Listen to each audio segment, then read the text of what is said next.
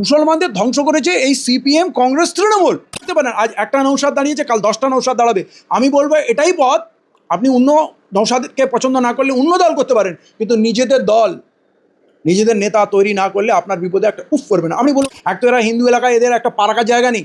বামফ্রন্ট বলুন, কংগ্রেস বলুন, তৃণমূল বলুন, যা কিছু ডালরুটি চলে সব মুসলিম এলাকায়, কারণ অন্যায়ের বিরুদ্ধে প্রতিবাদ লড়াইটা মুসলিমরা দেয়। এখানে এরা খাবে আমাদের ঘরে, আমাদের এখানে বড় হবে, আর তারপরে ক্ষমতা আসলে আমাদের লাত মারবে। তাই জন্যই বলছি, আমরা এদের দেখেছি, চিনেছি, আরও যতই মিষ্টি মিষ্টি কথা এরা বলুক, আর কোনোদিন এখানে কংগ্রেস আর বামফ্রন্ট পশ্চিমবাংলার বুকে, আর তৃণমূল তো শেষ হয়ে যাচ্ছে। মানে তোমার জাতির দল হতে হবে, তবেই তুমি স্বাধীনভাবে তোমার কথা বলবে। আর এইরকম যদি 4-5টা উপজাতি উঠে দাঁড়ায়, সরকার তো আমরা করতেই পারি। ভবিষ্যতের সরকার এটাই হবে এবং সেই পথেই হাঁটতে হবে। আমরা এই জন্যে বলছি না যে মুসলিম লিডারশিপে দল করো, যে অন্য সম্প্রদায়কে হিংসা করো। অন্য সম্প্রদায়ের সঙ্গে বন্ধুত্ব তখনই হবে। আর মুসলমানের সঙ্গে বন্ধুত্ব কে করবে? যখন মুসলমানের লিডার হবে, তবে তো SC ST লিডারের সঙ্গে বন্ধুত্ব হবে, আদিবাসী লিডারের সঙ্গে তখন তো বন্ধুত্ব হবে। কারণ এই সিপিএম, কংগ্রেস, তৃণমূল তো আমাদের মতো শুধু যুদ্ধ আর দাঙ্গা লাগাবে। মহাপ্রাণ যোগেন্দ্রনাথ মণ্ডল, তার সঙ্গে বন্ধুত্ব কার হয়েছিল? শেরে বাংলা ফজলুল হকের, প্রভারতীর হয়েছিল তো। তো যদি মুসলমানদের নেতাই না থাকে, তো দলিত নেতা কাকে খুঁজবে? মুসলমানদের নেতা যদি জ্যোতি বসু হয়, বুদ্ধদেব ভট্টাচার্য হয়, মমতা বন্দ্যোপাধ্যায় হয়, তাহলে কি প্রকৃত মুসলমানের নেতাকে সে খুঁজে পেল? মুসলমান তার নেতা তৈরি করুক, আদিবাসী লিডার তার সঙ্গে বসবে, শিডিউল কাস্ট লিডার তার সঙ্গে বসবে, গোর্খা ল্যাপচা লিডারও তার সঙ্গে বসবে। আগে তো নিজের পরিচয় তৈরি করুন না। আমাদের তো পরিচয় নেই। যখন সৎ, ইমানদার, শিক্ষিত, জ্ঞানী মানুষ মুসলমানদের হয়ে দাঁড়ায়, তখন মুসলমানরা তাকে ভোট দেয় না। তাই মুসলমানদের এই দুর্দশা, মুসলমানদের হয়ে কথা বলার লোক নেই। মুসলিমদের মুখ হিসেবে আপনি কাকে আগিয়ে রাখবেন? মুসলিমদের দেখেন, হুমায়ুন কবিরের কথা বাদ দেন, হ্যাঁ, চর্চাই করবে না, আমি ওর বিষয়ে কথাই বলতে চাই না। হ্যাঁ, এখন পর্যন্ত একটা ডিটেনশন ক্যাম্প তৈরি হচ্ছে জানি বেলডাঙ্গায়। হ্যাঁ, যে বাবরি মসজিদের কথা দিয়ে শুরু, সে বাবরি মসজিদ যোজন দূরে কোথায় আছে তাকে আপনি খুঁজে পাবেন না। আপনি দেখবেন একটা পাঁচিল দেখিয়ে রোজ বাবরি মসজিদের স্টোরি ছাপা হয়। বাবরি মসজিদটা কোথায়? ওর ভেতরে সিনেমা হল হবে, না সুপার মল হবে, না গোডাউন হবে, পার্টি অফিস হবে, কি হবে কে জানে? জানেন কি? তাহলে এটা একটা থিম, স্বপ্ন, সেই দেখিয়ে উনি মুসলিম জোট তৈরি করলেন। একটাও দলকে উনি সঙ্গে নেননি। আসাদুদ্দিন ওয়াইসি ধরুন ওনার জোট ছেড়ে চলে গেছেন, কিন্তু SDPI, WPI, মুসলিম লীগ, ন্যাশনাল লীগ, যতগুলো দলের সঙ্গে এবং অনেক কিছু SC ST দলকে আমি ডাক দিয়ে এক জায়গায় করেছিলাম, এবং উনি বলেছিলেন সবাইকে নেবো। SC STদের সঙ্গে তো কথাই বলেনি, বাকি WPI, SDPI কাউকে একটা সিট ছাড়লো না। যতগুলো কথা বলেছিল সবগুলোই তো মিথ্যা প্রমাণ হয়ে গেল। আমার ওর সঙ্গে যুক্ত হওয়ার একটাই কারণ ছিল, যে মুসলিম জোট করার ক্ষেত্রে নৌসাদ পারছে না, কারণ বামফ্রন্টের রেস্ট্রিকশন আছে, তুমি SDPIকে নিতে পারবে না, কারণ ওটা পপুলার ফ্রন্ট ব্যান্ড আছে তার উইং। তুমি WPIকে নিতে পারবে না, কারণ ওটা জামাতের পার্টি। নৌসাদের হয়তো মনে কি ছিল আল্লাহ ভালো জানে, কিন্তু বামফ্রন্টের প্রচুর চাপ ছিল এই মুসলিম দলগুলোকে নেওয়া যাবে না। সেই জায়গায় হুমায়ুন কবির বললো আমি সবাইকে নেবো, আমার দরজা খোলা। এবং উনি বসলেন, কয়েক দফা ওনার দলের প্রতিনিধিও ছিল, শোয়েব কবির, আলোচনা হলো, কিন্তু তারপরে ছলে বলে কৌশলে সবাইকে তাড়িয়ে দিল। এবং আজকের দিনে যে ভয়ঙ্কর কথাবার্তা বলছে, আমরা ওনার সঙ্গে যুক্ত হয়েছিলাম কেন? উনি মুসলমানদের মসিয়া হয়েছিলেন, মুসলমানদের অধিকার। তো এখন তো উনি যা বলছেন আইন বিরোধী কথাবার্তা। শেষ হয়ে গিয়েছে।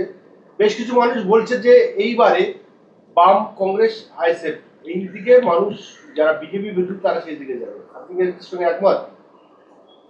না, আমি ISF এর কথাটা আলাদা রাখবো। ISF একদম নতুন দল। ISF প্রচুর লড়াই করেছে, চেষ্টা করেছে, যদিও তারা একটা থেকে দুটো হয়নি, কিন্তু তার জন্যও আমি মানুষকেই দায়ী করব। মানুষ সেই পচা খালে বারবার ডুব মারছে। পুরো পশ্চিমবাংলায় ISF ছিল না, মাত্র 30টা সিট ছিল। অ্যাটলিস্ট 10টা সিট ISFকে জেতানোই যেত, কিছুই ক্ষতি হতো না। বরঞ্চ কিছু মানুষ পুরনো ভক্তিতে কংগ্রেসকে দিচ্ছে, কিছু মানুষ বামকে দিচ্ছে। আবার বাম কি কিছু কিছু জায়গায় ISFও দাঁড়িয়েছে, বামও দাঁড়িয়েছে। এটা আবার কেমন জোট? মানে যে বাম শূন্য হয়ে গেছে। মানে অ্যাকচুয়ালি নৌসাদের হাত না ধরলে বামফ্রন্টের ওই লাল ঝান্ডা নিয়ে কোনো রাস্তায় বেরোনোর সাহস ছিল না, ঘরের ভেতরে ভয়ে কুকুরে লুকিয়েছিল। নৌসাদের হাত ধরে, ISFের হাত ধরে এরা রাস্তায় নেমেছে, এবং রাস্তায় নামার পর এইবারে দেখলেন 6 মাস নৌসাদকে হেকেল্ড করে করে অনেক বার্গেন করে, এই 6 মাস আগে সুস্থভাবে এটা জোট করা যেত। 30টা সিট দিল, বা তার মধ্যে কিছু সিটে নিজে দাঁড়ালো। অতএব এই বামফ্রন্টের চরিত্র আমার খুব জানা আছে।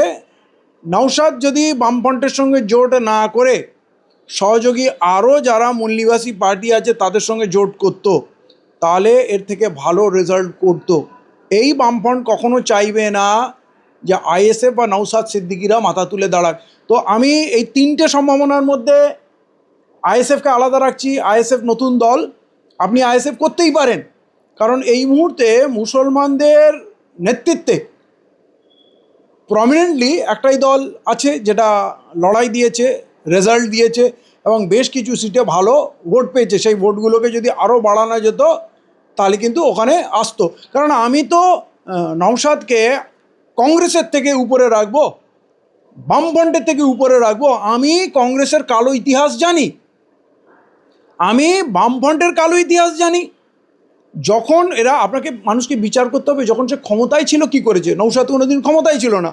বামফ্রন্ট যখন ক্ষমতায় ছিল মুসলমানদের হাতে বম পিস্তল দিয়ে খুন খারাপা করতেই লাগিয়ে রেখেছিল, এবং বামফ্রন্টের যাদেরকে এমএলএ করতো বা এমপি করতো দাঁড় করাতো তারা যেন পুরো নাস্তিক হয়, ইসলাম বিরোধী হয়, তারা সালাম পর্যন্ত করতো না। এই ক্যারেক্টার তারা, এটা তাদের এজেন্ডা। এখন যতই মোহাম্মদ সেলিমকে ডাকুক, যখন তারা শাসন ক্ষমতায় ছিল মোহাম্মদ সেলিম কোথায় ছিল? যখন ও মাইনরিটি ফিনান্স ডেভেলপমেন্ট কর্পোরেশনের ও দায়িত্বে ছিল, যখন মুসলমানদের জন্য কিছু কাজ করছিল, ওকে মুসলমানদের থেকে দূরে সরানোর জন্য এমপি করে দিল্লি পাঠিয়ে দিল, কারণ ওকে পশ্চিমবাংলার রাজনীতি থেকে দূরে সরানোর জন্য।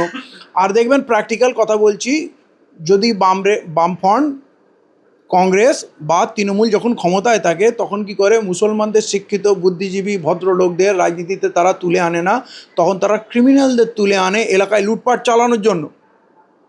তারা তোলাবাজি করবে, গুন্ডাগার্দি করবে, ভোট ক্যাপচারিং করবে এবং মুসলমানদের বিপদে একটাও কথা বলবে না।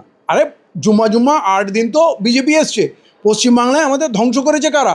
কংগ্রেস ধ্বংস করেছে। আজকে যে আমরা চাকরিতে শূন্য, ইতিহাস জানেন, ব্রিটিশ পিরিয়ডে 34% আমরা চাকরিতে ছিলাম, সেটা কংগ্রেস এনে 12% দাঁড় করালো, বামফ্রন্ট এনে 2% দাঁড় করালো, আর মুখ্যমন্ত্রী মমতা বন্দ্যোপাধ্যায় হয়তো 1%-এর নিচে নিয়ে এসছে। তাহলে আমাদের ধ্বংস করেছে এই দলগুলো। শিক্ষা খাতে আমাদের পিছিয়ে দিয়েছে, চাকরিতে আমরা নেই, জমিতে নেই, ব্যবসায়, সব কিছুতেই আমরা শুধু অপরাধমূলক কাজে ব্যবহার করেছে পার্টিগুলো।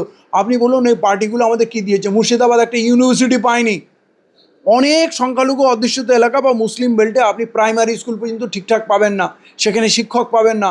মাদ্রাসাগুলোতে মুসলিম শিক্ষিত ছেলেরাও চাকরি পায় না। তাহলে এইটা ইতিহাস, আমরা তো এদের দেখতে পারি। মুসলমানদের ধ্বংস করেছে এই সিপিএম, কংগ্রেস, তৃণমূল।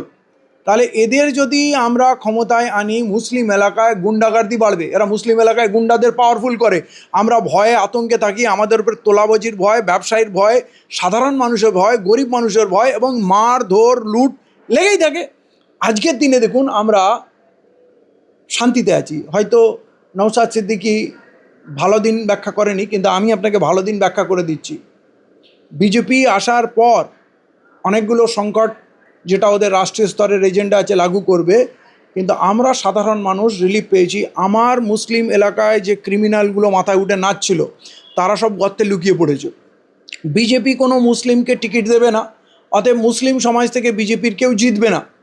বিজেপি সরকারে থাকা মানে আমাদের মুসলিম এমএলএগুলো হয় বিজেপিতে গিয়ে লুকাবে, আর নয় গিয়ে তৃণমূলে, নয় কংগ্রেসে কোথাও থাকবে। কিন্তু সেহেতু তারা শাসন ভারে নেই, তৃণমূল শাসন ভারে থাকলে আমাদের এলাকায় গুন্ডাগার্দি হয়, কংগ্রেস শাসন ভারে থাকলে, মুসলিম এলাকায় সিপিএম শাসন ভারে থাকলে, শাসক হলে মুসলিম এলাকায় গুন্ডাগার্দি বেড়ে যায়। কিন্তু তৃণমূল কি করেছে, যেহেতু ওরা মুসলিম বিদ্বেষী, না মুসলিম নেতাকে তারা তুলবে, না মুসলিম এলাকায় তাদের কোনো ইন্টারেস্ট আছে, অতএব মুসলিম এলাকায় গুন্ডা বদমাশগুলো ঠান্ডাই থাকবে। অতএব আমরা স্বাধীনভাবে এই যে ঘোরাফেরা করছি, কোনো তোলাবাজি আমার এলাকায় নেই, কারণ এই ক্রিমিনালগুলোকে তারা প্রশ্রয় দেবে না। তারা আরএসএসের গুন্ডাগুলোকে তুলবে, আরএসএসের গুন্ডা অত্যাচার কোথায় করবে? হিন্দু এলাকায় করবে। তাহলে আমার এইরকম সরকার কি দরকার, যেই সরকার আসলেই শুধু মুসলমানদের ক্ষতি করবে? আমাদের ওয়াকফ সম্পত্তি লুট কে করেছে? মমতা বন্দ্যোপাধ্যায়ের সময় হয়েছে, বামফ্রন্টের সময় কেলেঙ্কারি হয়েছে। তাহলে যারা ক্ষমতায় থাকলে শুধু আমাদের ক্ষতি হয়। আজকে বিজেপি, আরে আমরা রাজনীতির কোনো সুফল পাই না। আমাদের কিছু লোক পদলোভী মানুষ কংগ্রেস, সিপিএম, তৃণমূল করে এমএলএ হবে, পঞ্চায়েত মেম্বার হবে, অমুক তমুক করে কী করে আমাদের উপরে শোষণ করে, লুট করে, আমাদের কোনো প্রকল্প নিয়ে এবং আমাদের কোনো বিপদে কেউ একটা কথা বলে না, উফ পর্যন্ত করে না। তাহলে আবার যদি বামফ্রন্ট আসে, বামফ্রন্টের ইতিহাসটা খুঁজতে হবে, কেন ওটাকে শূন্য করেছিলাম? খুব জ্বালায় তো শূন্য করেছি। কংগ্রেসকে শূন্য কেন করেছিলাম? আর এই তৃণমূলটা শূন্য হয়ে যাবে কয়েকদিনের মধ্যে। তাহলে এদের ইতিহাসগুলো দেখতে হবে না? আমরা বিজেপি বিরোধী, কিন্তু বিজেপির বিরোধিতা করে আমরা আমাদের কোনো দল, আমাদের কোনো নেতা কি তৈরি করতে পারছি? সেই জায়গা আমি বলবো নৌশাদ আমাদের নেতা, তার যত ভুল ত্রুটি আপনি বার করে নেন, সমালোচনা করুন না, কে আটকেছে, কিন্তু সে যে বিধানসভা দাঁড়িয়ে আমাদের কথা বলছে বা বলবে, এইটুকু তো আশা রাখতে পারেন। আজ একটা নৌশাদ দাঁড়িয়েছে, কাল 10টা নৌশাদ দাঁড়াবে। আমি বলবো এটাই পথ। আপনি অন্য নৌশাদকে পছন্দ না করলে অন্য দল করতে পারেন, কিন্তু নিজেদের দল, নিজেদের নেতা তৈরি না করলে আপনার বিপদে একটা উফ করবে না। আপনি বলুন না, আমি কি, আমি তো একটা পঞ্চায়েতের মেম্বারও না। মুসলমানদের উপরে বা দলিতের উপরে, আদিবাসীর উপরে, ভারতবর্ষের উপরে, বাংলার উপরে কোনো বিপদ আসলে আমি কথা বলতে পারি তো? তাহলে আমার এমএলএ না হওয়াটা আশীর্বাদ নয় কি? এমপি না হয়, আমি যদি ওই দলগুলোর কুত্তা হয়ে থাকি, তার থেকে তো ইমতিয়াজ মোল্লা স্বাধীন ব্যক্তি। মুসলমানরা যতদিন নিজেদের দল না বাঁচবে, আমি যেমন ফারাক্কায় খুব কম ভোট পেয়েছি, তো দোষ কাদের? ভোটারদের তো। আমার পারফরমেন্স কোথায় কম ছিল, আমার লড়াই কোথায় কম ছিল, আমার প্রচার কোথায় কম ছিল, আমাকে চিনতো না, জানতো না। আমাদের ক্যারেক্টার দিয়ে লোক চেনে। তারপরেও মুসলমান যদি রাতের মদ বোতল নিয়ে, কিছু পয়সা নিয়ে যদি ওই সিপিএম কংগ্রেসকে ভোট দেয়, তো সিপিএম কংগ্রেসের ইতিহাস খুলে দেখে নেন, পশ্চিমবাংলার মুসলমানরা দরিদ্র থেকে আরও দরিদ্র হয়েছে, দুর্বল থেকে আরও দুর্বল হয়েছে, এবং জেলখানায় তারা ভরে আছে, তাদের হয়ে কেউ কথা বলে না। যদি এরকমই জীবন দরকার হয়, তাহলে কংগ্রেস সিপিএম করবেন। তবে বলে দিচ্ছি, এরা, আমরা তো এদের চিনেছি, বামফ্রন্টের কিছু ভোট বাড়বে, কংগ্রেসের কিছু ভোট বাড়বে, কিন্তু এরা কখনোই শাসনে ফিরতে পারবে না, এরা সফল হবে না, কারণ এরা মুসলমানদের ঘৃণা করে। মুসলমানদের সঙ্গে এরা জোট যতক্ষণ না করবে, ভারতবর্ষের কথা বলে দিচ্ছি, এক তো এরা হিন্দু এলাকায়, এদের একটা পা রাখার জায়গা নেই। বামফ্রন্ট বলুন, কংগ্রেস বলুন, তৃণমূল বলুন, যার যা কিছু ডাল রুটি চলে সব মুসলিম এলাকায়, কারণ অন্যায়ের বিরুদ্ধে প্রতিবাদ লড়াইটা মুসলিমরা দেয়। এখানে এরা খাবে আমাদের ঘরে, আমাদের এখানে বড় হবে, আর তারপরে ক্ষমতা আসলে আমাদের লাত মারবে। তাই জন্যই বলছি, আমরা এদের দেখেছি, চিনেছি, আরও যতই মিষ্টি মিষ্টি কথা এরা বলুক, আর কোনো দিন এখানে কংগ্রেস আর বামফ্রন্ট পশ্চিমবাংলার বুকে, আর তৃণমূল তো শেষ হয়ে যাচ্ছে, ওটা কোনো দিন থাকবেই না, এরা কোনো দিনই পশ্চিমবাংলার বুকে শাসন ক্ষমতায় আসবে না, দাঁড়াতে পারবে না। আপনি কাকে চাচ্ছেন পশ্চিমবাংলার রাজনীতিতে বিজেপি বিরোধী? কোন দলকে চাচ্ছেন? দেখেন, পশ্চিমবাংলার 95% মানুষ হচ্ছে মূল-নিবাসী বঞ্চিত মানুষ। আমরা মূল-নিবাসী সংগঠন করেছি, মূল-নিবাসী আদর্শে চলি, বাবা সাহেবকে আমরা আইডিয়াল মানি, সংবিধান রচয়িতাকে, প্রত্যেকেরই তার প্রতি শ্রদ্ধাশীল হওয়া উচিত। অতএব এইবারে দেখুন ভোটে যে নমশূদ্ররা, যে মতুয়ারা, যে শিডিউল কাস্টরা, যে আদিবাসীরা বিজেপিকে ভোট দিয়েছে, মুসলমানদের টাইট দেব, এই একটাই স্বপ্ন। তো সব থেকে বেশি টাইট কিন্তু তারা হয়েছে, এবং তারা জ্বলে পুড়ে ছারখার হয়ে যাচ্ছে। মুসলমানরা যদি মুসলমানদের নেতৃত্বে, তাদের মেজরিটি এলাকায় যদি তারা 50টা সিট দাঁড় করাতে পারে, আমাদের তো 70টার উপরে মেজরিটি সিট আছে, তাহলে আমাদের দেখা দেখি শিডিউল কাস্টরাও তাদের দল দাঁড় করাবে, শিডিউল ট্রাইবসরাও তাদের দল দাঁড় করাবে, গোর্খা ল্যাপচারাও তার দল দাঁড় করাবে। এরকম বিভিন্ন জাতি উপজাতি যখন তার প্রতিনিধি তৈরি করবে, তখন তার প্রকৃত প্রতিনিধি তার কথা বলবে। আপনি বলুন, আদিবাসী নেতা যদি এমএলএ হয় টিএমসির, সে আদিবাসীর কথা বলে না। শিডিউল কাস্টের নেতা যদি তৃণমূলের বা কংগ্রেস সিপিএমের হয়, তাদের কথা বলতে পারে না। তার মানে তোমার জাতির দল হতে হবে, তবেই তুমি স্বাধীনভাবে তোমার কথা বলবে। আর এইরকম যদি 4-5টা উপজাতি উঠে দাঁড়ায়, সরকার তো আমরা করতেই পারি। ভবিষ্যতে সরকার এটাই হবে, এবং সেই পথেই হাঁটতে হবে। আমরা এই জন্যে বলছি না যে মুসলিম লিডারশিপে দল করো, যে অন্য সম্প্রদায়কে হিংসা করো। অন্য সম্প্রদায়ের সঙ্গে বন্ধুত্ব তখনই হবে, আর মুসলমানের সঙ্গে বন্ধুত্ব কে করবে? যখন মুসলমানের লিডার হবে, তবে তো SC/ST লিডারের সঙ্গে বন্ধুত্ব হবে, আদিবাসী লিডারের সঙ্গে তখন তো বন্ধুত্ব হবে। কারণ এই সিপিএম কংগ্রেস তৃণমূল তো আমাদের মতো শুধু যুদ্ধ আর দাঙ্গা লাগাবে। মহাপ্রাণ যোগেন্দ্রনাথ মণ্ডল, তার সঙ্গে বন্ধুত্ব কার হয়েছিল? শেরে বাংলা ফজলুল হকের, সারাওয়ার্দির হয়েছিল তো। তো যদি মুসলমানদের নেতাই না থাকে, তো দলিত নেতা কাকে খুঁজবে? মুসলমানদের নেতা যদি জ্যোতি বসু হয়, বুদ্ধদেব ভট্টাচার্য হয়, মমতা বন্দ্যোপাধ্যায় হয়, তাহলে কি প্রকৃত মুসলমানের নেতাকে সে খুঁজে পেল? মুসলমান তার নেতা তৈরি করুক, আদিবাসী লিডার তার সঙ্গে বসবে, শিডিউল কাস্ট লিডার তার সঙ্গে বসবে, গোর্খা ল্যাপচা লিডারও তার সঙ্গে বসবে। আগে তো নিজের পরিচয় তৈরি করুন না, আমাদের তো পরিচয়ই নেই। যখন সৎ, ইমানদার, শিক্ষিত, জ্ঞানী মানুষ মুসলমানদের হয়ে দাঁড়ায়, তখন মুসলমানরা তাকে ভোট দেয় না। তাই মুসলমানদের এই দুর্দশা, মুসলমানদের হয়ে কথা বলার লোক নেই। মুসলিমদের মুখ হিসেবে আপনি কাকে আগিয়ে রাখবেন? মুসলিমদের না হুমায়ুন কবির? দেখেন, হুমায়ুন কবিরের কথা বাদ দেন, হ্যাঁ, চর্চাই করবে না, আমি ওর বিষয়ে কথাই বলতে চাই না। হ্যাঁ, এখন পর্যন্ত একটা ডিটেনশন ক্যাম্প তৈরি হচ্ছে জানি বেলডাঙ্গায়। হ্যাঁ, যে বাবরি মসজিদের কথা দিয়ে শুরু, সে বাবরি মসজিদ যোজন দূরে কোথায় আছে তাকে আপনি খুঁজে পাবেন না। আপনি দেখবেন একটা পাঁচিল দেখিয়ে রোজ বাবরি মসজিদের স্টোরি ছাপা হয়। বাবরি মসজিদটা কোথায়? ওর ভেতরে সিনেমা হল হবে, না সুপার মল হবে, না গোডাউন হবে, পার্টি অফিস হবে, কি হবে কে জানে? জানেন কি? তাহলে এটা একটা থিম স্বপ্ন, সেই দেখিয়ে উনি মুসলিম জোট তৈরি করলেন। একটাও দলকে উনি সঙ্গে নেননি। আসাদুদ্দিন ওয়াইসি ধরুন ওনার জোট ছেড়ে চলে গেছেন, কিন্তু এসডিপিআই, ডাব্লিউপিআই, মুসলিম লীগ, ন্যাশনাল লীগ, যতগুলো দলের সঙ্গে এবং অনেক কিছু এসসি এসটি দলকে আমি ডাক দিয়ে এক জায়গায় করেছিলাম এবং উনি বলেছিলেন সবাইকে নেবো। এসসি এসটিদের সঙ্গে তো কথাই বলেনি, বাকি ডাব্লিউপিআই, এসডিপিআই কাউকে একটা সিট ছাড়লো না। তাহলে যতগুলো কথা বলেছিল সবগুলোই তো মিথ্যা প্রমাণ হয়ে গেল। আমার ওর সঙ্গে যুক্ত হওয়ার একটাই কারণ ছিল যে মুসলিম জোট করার ক্ষেত্রে নৌসাদ পারছে না, কারণ বামফ্রন্টের রেস্ট্রিকশন আছে, তুমি এসডিপিআইকে নিতে পারবে না, কারণ ওটা পপুলার ফ্রন্ট ব্যান্ড আছে তার উইং। তুমি ডাব্লিউপিআইকে নিতে পারবে না, কারণ ওটা জামাতের পার্টি। নৌসাদের হয়তো মনে কি ছিল আল্লাহ ভালো জানে, কিন্তু বামফ্রন্টের প্রচুর চাপ ছিল এই মুসলিম দলগুলোকে নেওয়া যাবে না। সেই জায়গায় হুমায়ুন কবির বললো আমি সবাইকে নেবো, আমার দরজা খোলা। এবং উনি বসলেন, কয়েক দফা ওনার দলের প্রতিনিধিও ছিল শোয়েব কবির, আলোচনা হলো, কিন্তু তারপরে ছলে বলে কৌশলে সবাইকে তাড়িয়ে দিল। এবং আজকের দিনে যে ভয়ঙ্কর কথাবার্তা বলছে, আমরা ওনার সঙ্গে যুক্ত হয়েছিলাম কেন?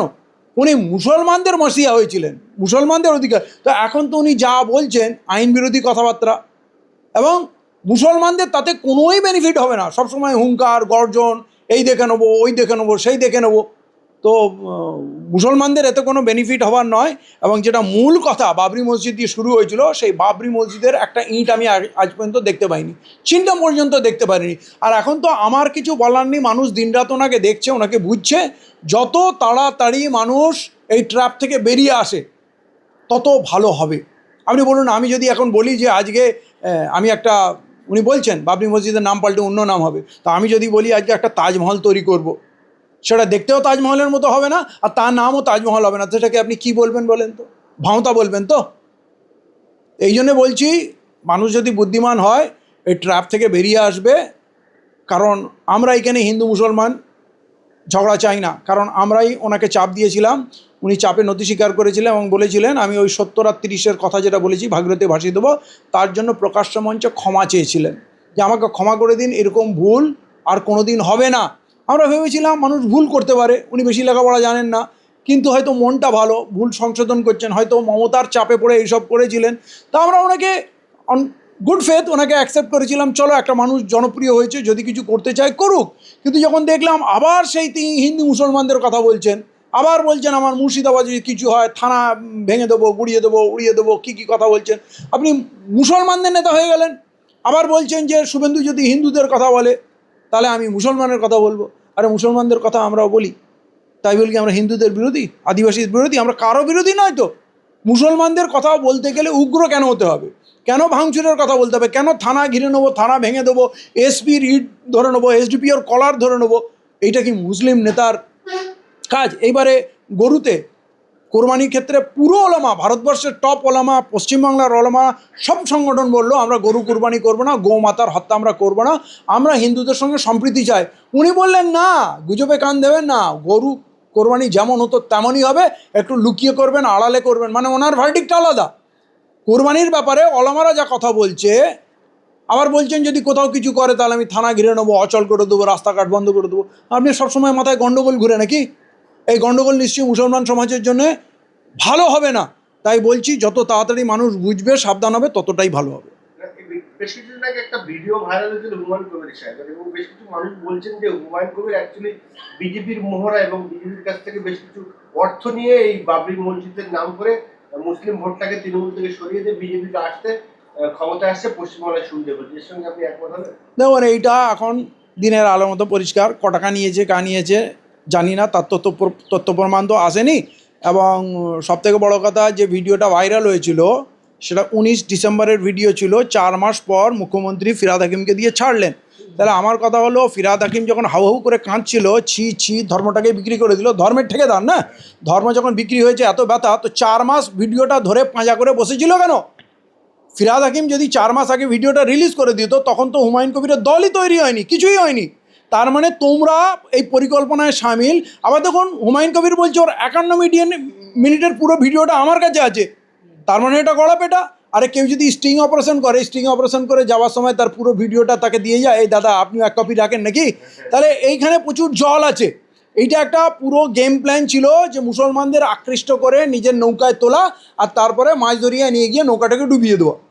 যখন নমিনেশন ফাইল ক্লোজ হয়ে গেল, মানে উইথড্রয়ালও ক্লোজ হয়ে গেল, তারপরে এই ভিডিওটা রাখা হলো, তখন আমাদের কোথাও যাওয়ার জায়গা নেই, না নমিনেশন উইথড্র করার আছে। এরকম প্রচুর মানুষ মানে মাছ দরিয়ায় ডুবে গেল। তাহলে মুসলিম সমাজের যে একটা আবেগ উত্থান, রাজনৈতিক উত্থানের যে পটভূমিকা তৈরি হয়েছিল, সেটা ওখানেই ধ্বংস হয়ে গেল। এবং আমরা তারপরে বসে গেলাম, কারণ উইথড্র করার জায়গা নেই। তো আমরা ভেবেছিলাম যে মুসলমানরা বিচার করবে আমাদের এতদিনের লড়াই সংগ্রাম, এবং ফারাক্কায় যা কাজ করেছি, ফিল্ডে নেমে কাজ করেছি, বড় বড় ডন পুলিশ অফিসার কাউকে ছাড়িনি, হাসপাতাল স্কুল সর্বক্ষেত্রে কী করে ফিল্ডে নেমে কাজ করতে হয় করে দেখেছি। তারপরেও যদি মানুষ খিচড়ি খেয়ে একটা মূর্খ লোককে পছন্দ করে, টাকার বান্ডিল নিয়ে মদের বোতল নিয়ে করে, তাহলে মুসলমানদের কপালে ওইরকমই জুটবে। তার বিপদে তার কাঁদার, তার হয়ে কথা বলার লোক খুঁজে পাওয়া যাবে না। কিন্তু যে বিভাজন হয়েছে, যে আচরণ হয়েছে, এইটা থেকে মুসলমানদের শিক্ষা নিতে হবে। কেউ যদি, আপনি মুসলমানের কথা বলুন না, একজন মুসলমানের কথা বলবে, কিন্তু যখনই কেউ অন্য সম্প্রদায়ের প্রতি হিংসা ছড়াবে, বিদ্বেষের কথা বলবে, বিভাজনের কথা বলবে, তাকে একদম কবর দিয়ে দিতে হবে, তার নাম উচ্চারণ করা চলবে না।